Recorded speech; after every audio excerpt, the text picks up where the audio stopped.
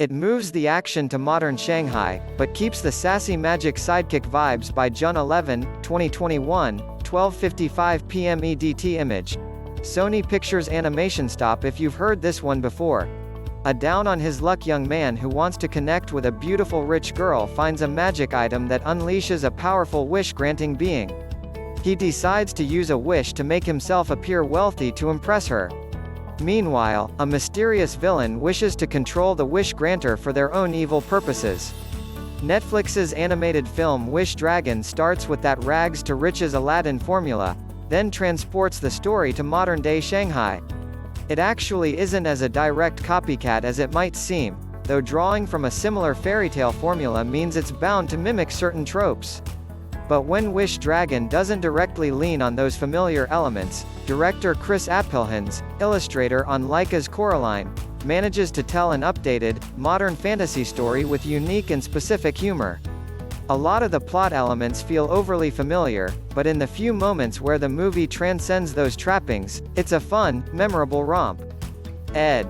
Note: this post contains minor spoilers for Wish Dragon. Image.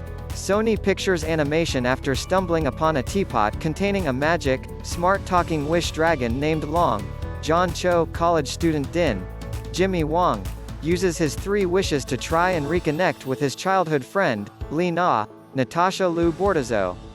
Din hasn't seen her in 10 years, since her father's company made it big and she started living a life of luxury.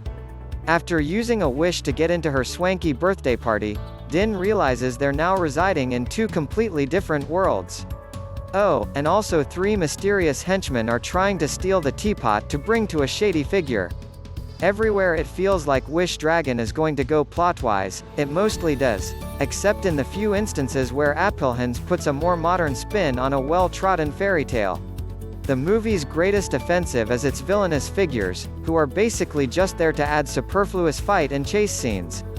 The 3 henchmen and the leader they follow feel like obligatory threats to shove in some punching and kicking, but the actual conflict of Din, Long, and Li Na versus society's fundamental inequalities is more interesting.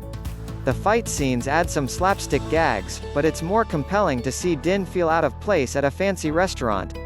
Unfortunately, the movie's 3rd act is bogged down by more superfluous physical conflict. The plot twists about who the henchmen serve and who becomes the villain are both predictable. The final fight has some clever physical comedy moments, as one of the henchmen wishes for a Midas-like ability to turn everything he touches into gold, among other things.